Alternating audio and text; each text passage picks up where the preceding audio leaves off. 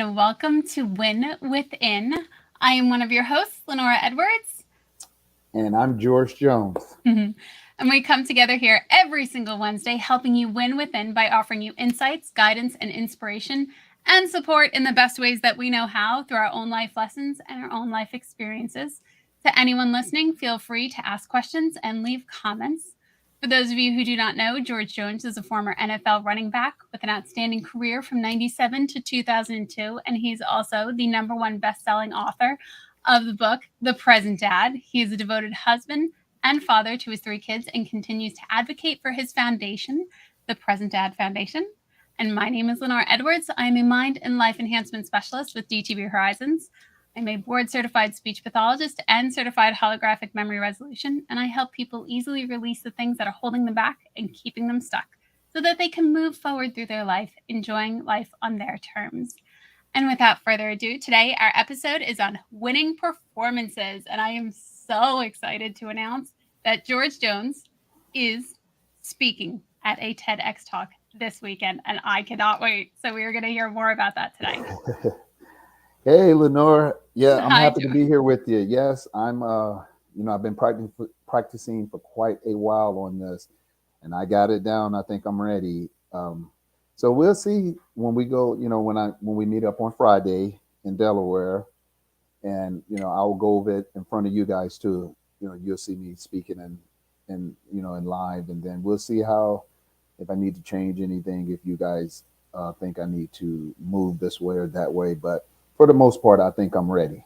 I have no doubt that you're ready. And I'm so excited because I know you're going to be absolutely phenomenal at it, but also you've performed so many times over your life in games or when speeches and just even, when we talk about performing and showing up in our day and how we want to Hmm. show up in our life.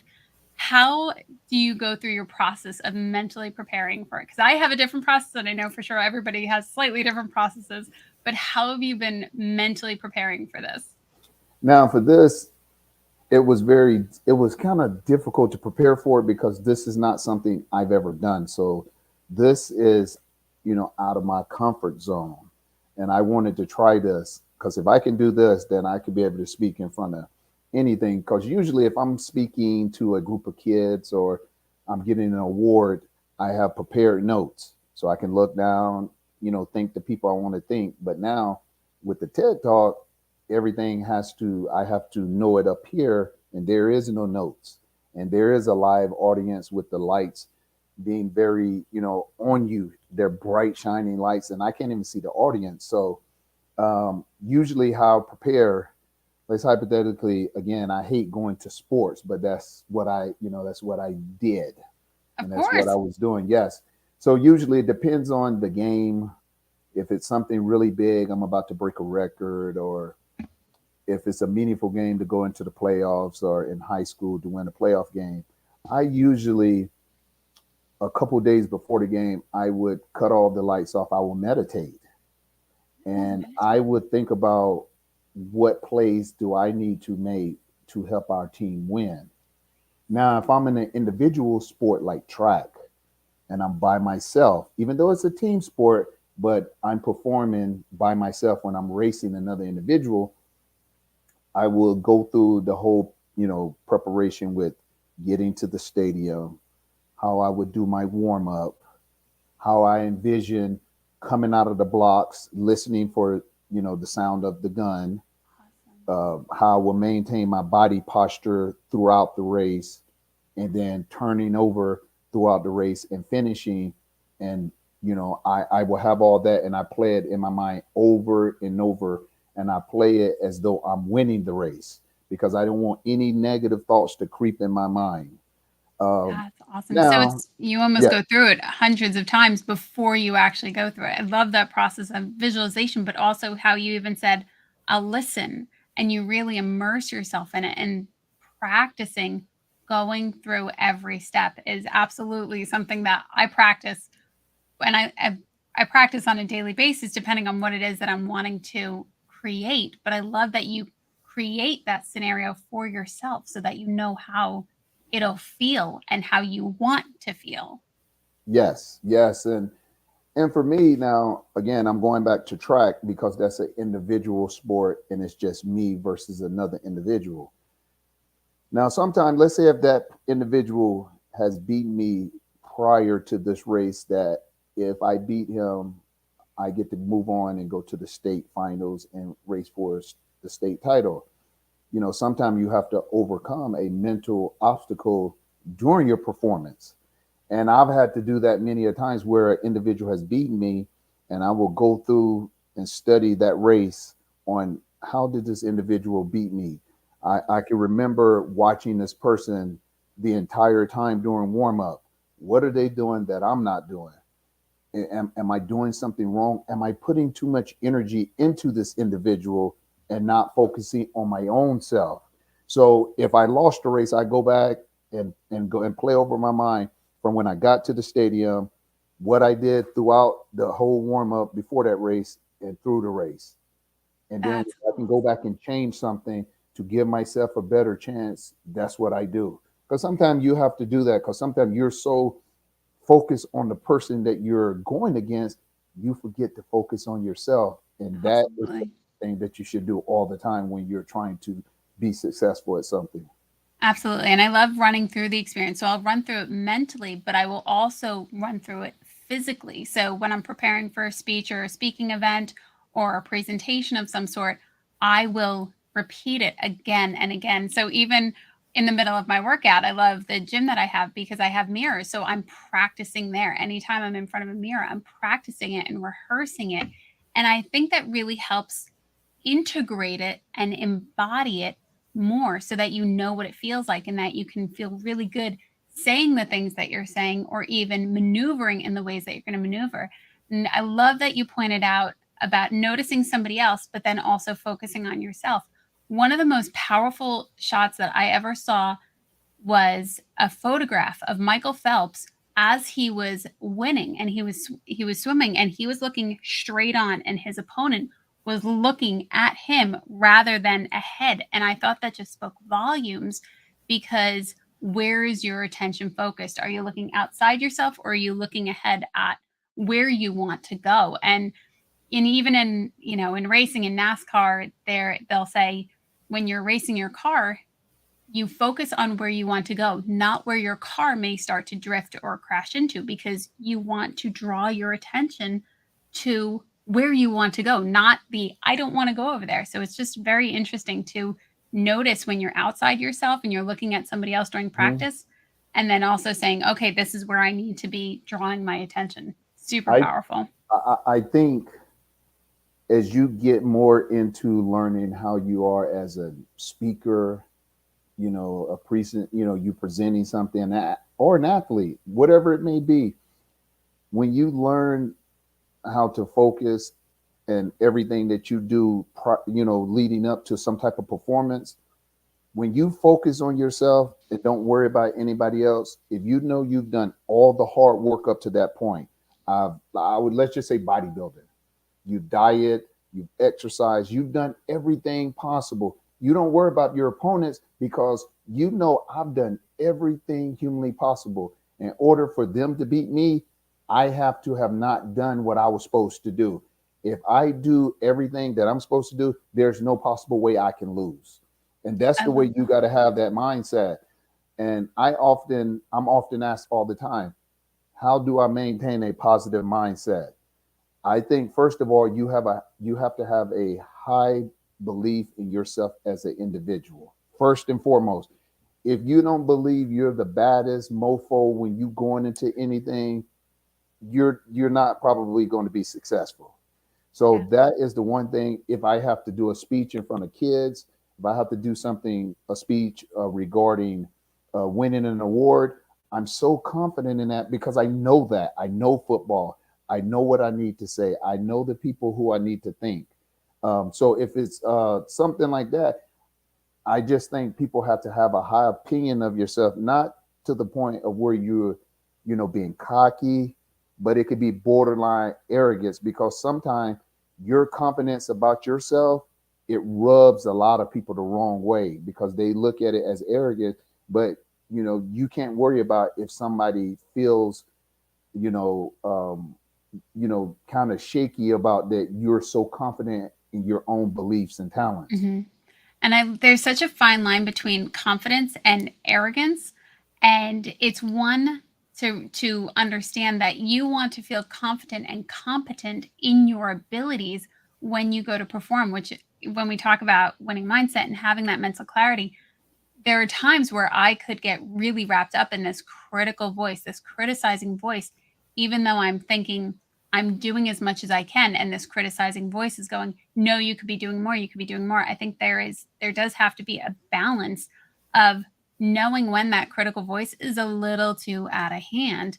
And you need to acknowledge, and there's such power in acknowledging I am doing what I need to be doing. I'm doing the best that I can, and I'm showing up how I need to show up, whether it is nutritionally or just on a daily mindset basis, or that you put in hours at the gym, whatever it may be.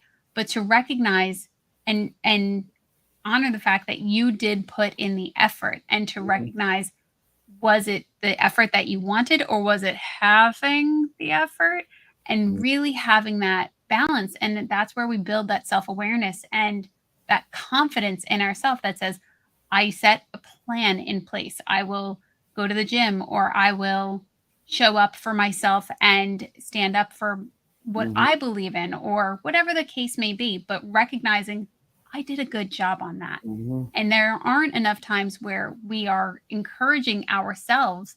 And it's really important to recognize when you are encouraging yourself, when you are doing a good job, and when to call yourself out and say, you know what, I'm halfing it.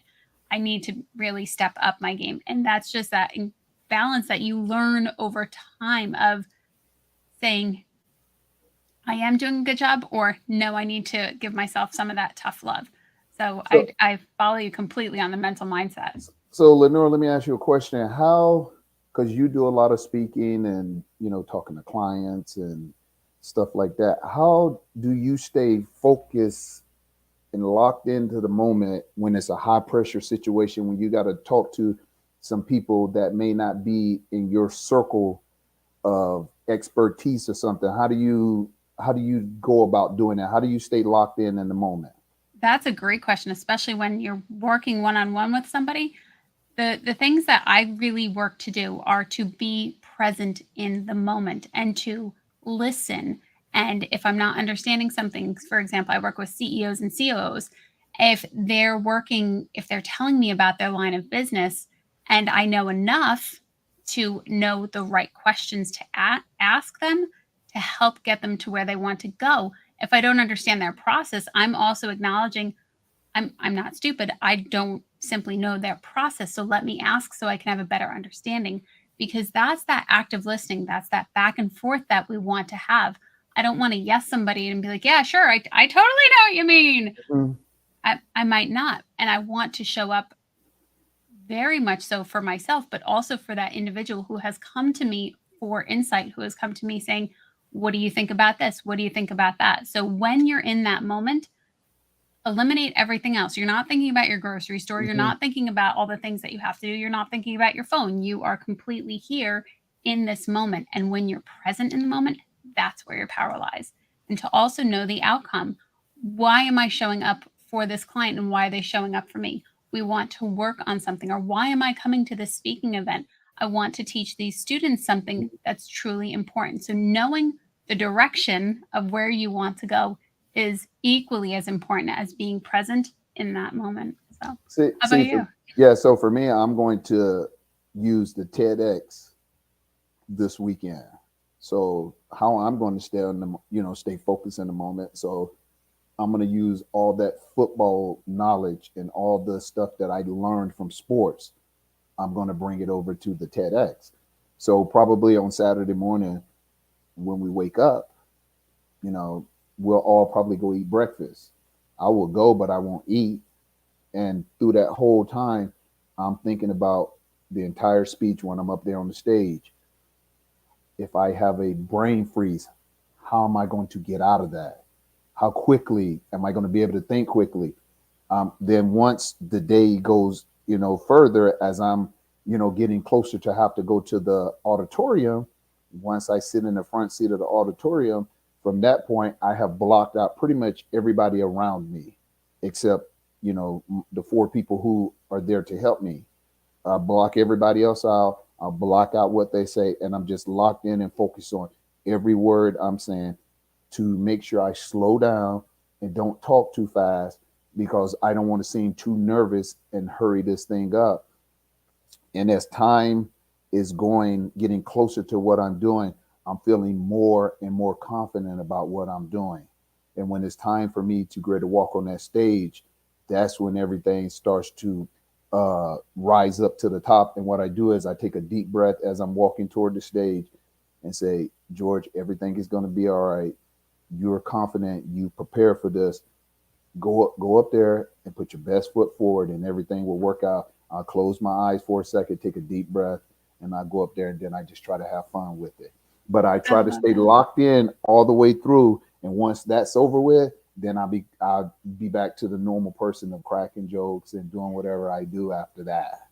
I love that because you're really committing to that moment. And also with the rehearsing and knowing what you want to say, because you've known about this talk coming up for a number of months. Mm-hmm. And it's not that you're cramming the night before or you're just pulling it together the week of. You've not only have you written a phenomenal book, you've also lived it, but now you've also crafted this beautiful speech that you've now rehearsed for weeks on end. And it's just becoming more embodied. And quite literally, as you're doing that, and I don't know if people really understand the power in this, as you're rehearsing, you're not just doing it just to know it. You are creating neural pathways to help strengthen your recall of it and also the fluidity as you speak about it and the intention that you're setting. So you've now performed this speech hundreds of times, which is fantastic. So those neural pathways are sharp. They are completely active and they're ready to rock and roll in the physical Mm-hmm. performance when you get there this weekend. And I think that's so important. Especially because I love that you go back to sports. Mm-hmm. When you always said that when you put in the really strong work ethic, that hard work, when you get to that moment in time, you're ready to perform. In the event that unexpected things come up, and even in your career when maybe your mic didn't work or something, how do you roll with it when those unexpected events come up? Lenore, that is a great question. So again, to everyone who's listening, I'm sorry that I always go back to sports, but that's that's what I know. So I can remember my junior year in college. I'm up for the Heisman. I'm trying to break all these records, and I end up breaking my jaw in the second game, the first half of one of the football games. And so once that happened, everything was up in the balance. The season may be over for me. Do I want to continue to play? Am I going to be able to play with this pain? So I'm sitting there having to juggle and, mentally be able to be prepared for this. My first question to the trainer, can I play with this and I don't further damage anything? He says yes. So once he says that, now I got to be able to protect myself from the pain that's about to incur every time I run the ball.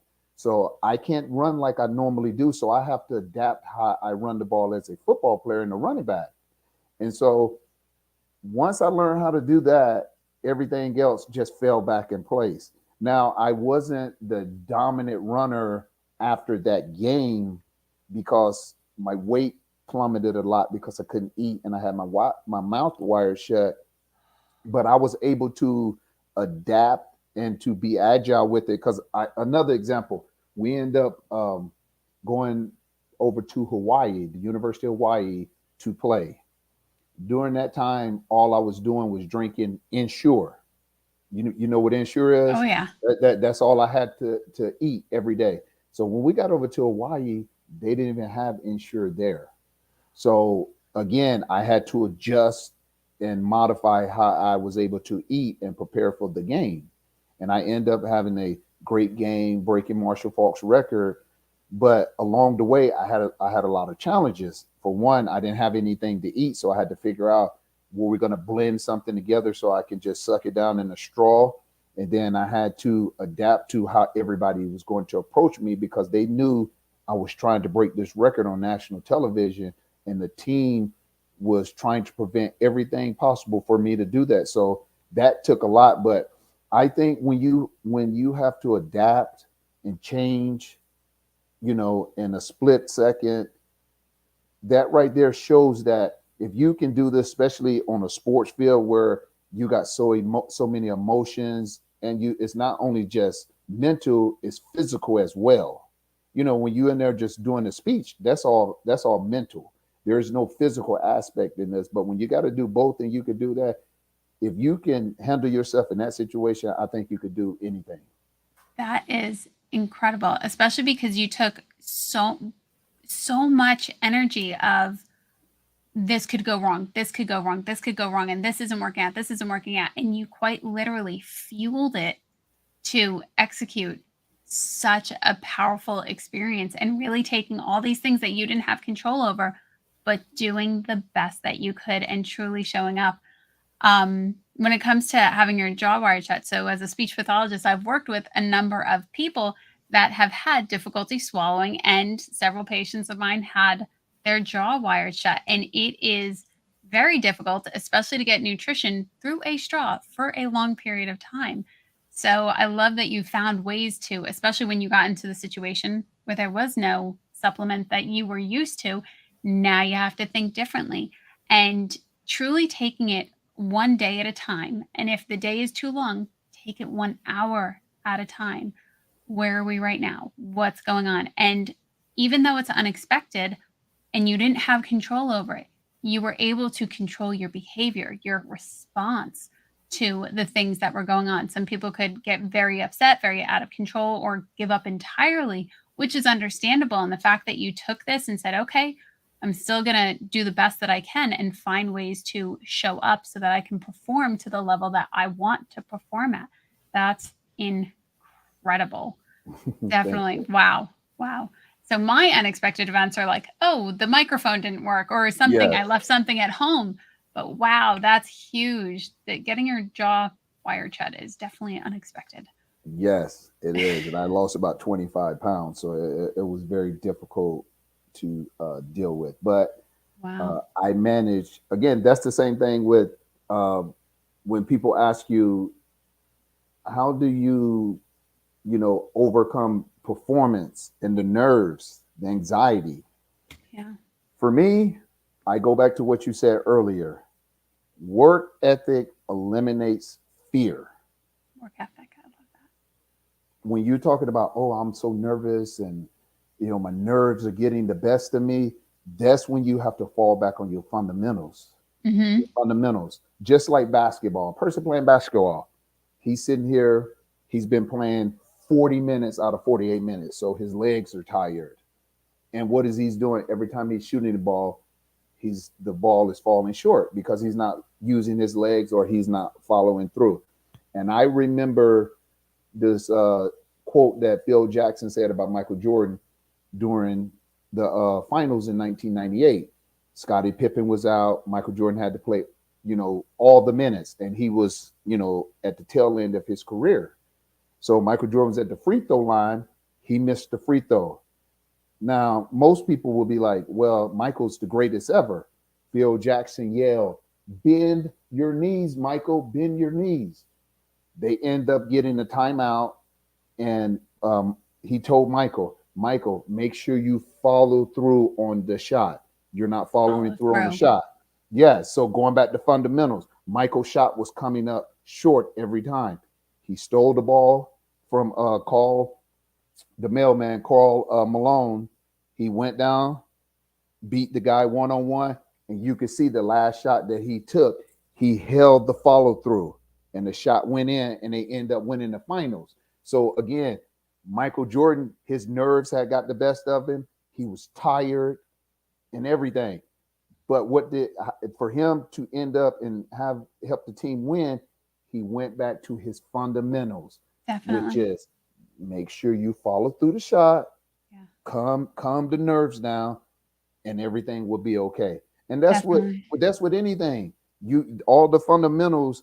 help you through anything when you have nerves and you're scared and you don't think you could do it. You prepared for this your whole life. All you got to do is just, when things are not going the way you want to, take a deep breath, fall back on your fundamentals, and everything will be fine. I love that, especially because he had said, or, when somebody shouts from externally and, hey, do this, you could have taken, or Michael Jordan could have taken that very, like, let me do my thing, leave me alone, stop telling me what to do. But to notice it as somebody trying to help. And when you go back to fundamentals like that, following through, but also listening to others who are there to support you, that's a great thing. That is going back to those important things. People are around you that do want the best for you, that are on your team, that are cheering you on. And to notice those people that say, hey, try this, bend your knees, because sometimes those emotions run really, really high. I used to, but oddly enough, when I was in graduate school, I hated to present. And my two girlfriends were sitting in the back of the classroom, literally going, slow down, telling me to slow down. And they Mm-hmm. weren't doing it in a malicious way. They were there to support me. So knowing how to recalibrate your breathing, knowing, hey, they're on my team. They want what's best for me. They're not trying to hurt me or control me. And hey, go back to following through. You know this. You've been here before. Because sometimes those moments can really get to you. And when you let that oxygen into your system, when you take that moment to recalibrate and redirect and draw your attention to where you want to go, things just light up completely differently. And it can happen instantaneously, which is even better because it's so ingrained in you. And those neural pathways are so strong with that. That is, Yeah. I love those stories. Those are so good. Well, we're going to end on the process of setting goals and how we visualize it. I would say for me, my whole life, I wrote my goals down on a piece of paper. I'll write them down, the start of whatever I got going on, whatever it's football, track, whatever it may be. I write each goal down, put it on the wall. So every day I wake up, I see it. I'm visualize it. And then at the end of that season, I go back and see, did I hit this goal? Yes. I hit this one. I came up short on this one. Did I hit this one? I come up short. So then when I go back the next year, I go back and do the same thing. I think when anyone is setting goals, no matter if it's weight loss, they say, oh yeah, I would I want to lose 20 pounds this year. Set the goals really small, make sure they're within limits and within you're capable of doing it. You don't want to set goals that you pretty much know you can't do. And that's where most people have that balance where they don't know. They sit here and say, oh, I want to lose 100 pounds in a year. That's pretty difficult to do. Yeah. So you have to know what you're capable of and what you're not capable of to be able to accomplish the goal. And you have to visualize it. When losing weight, you want to, when you're going in the gym, make sure you're looking, just like you said, in the mirror. Looking in the mirror, if you like what you see, you're going to continue to do the necessary things to lose the weight. I love that. That's absolutely fantastic. I definitely have written goals down. I feel like you just opened the topic for next week too. Yeah. When you're writing things down, there's truly a massive benefit to writing it in your own handwriting versus typing it out. When Mm-hmm. you write it in your own handwriting, it actually goes deeper because you've been watching your handwriting ever since you were very small. You quite literally recognize it and it's more a part of you versus typing them out. So anytime people are writing their goals, I always encourage them to write them out on paper with a literal pen and Mm-hmm. paper. Yes. Really take it in and notice it. And I love how you pointed out to make them achievable, not so low and not so extremely high that you're completely deterred. But I feel like we could talk for way more longer on this one. So we're going to leave you guys with our ending quote as always. This one is by Joe Louis. A champion doesn't become a champion in the ring. He merely is recognized in the ring. His becoming happens during his daily routine. Nice. I love it. I love that one too. I was really excited when I read that one. Our weekly challenge for you guys, let us know in the comments. And as you talk to us on social media, tell us what 3 things you do that supports you and the results in your winning performance and what's important about that. Until next time, guys, please be sure to follow us, comment, like, subscribe, all that social media jazz. And if you'd like to reach out to us directly, you can do that on social media, or you can visit our websites. George's website is thepresentdad.org, and my website is dtbhorizons.com. Thank you so much, everyone, and we will see you next week on Win Within. Thank you. Hopefully, me and Lenore will be able to tell you guys some stories about this weekend, the fun that we had. Can't wait. So excited. Yes. Bye. Bye-bye.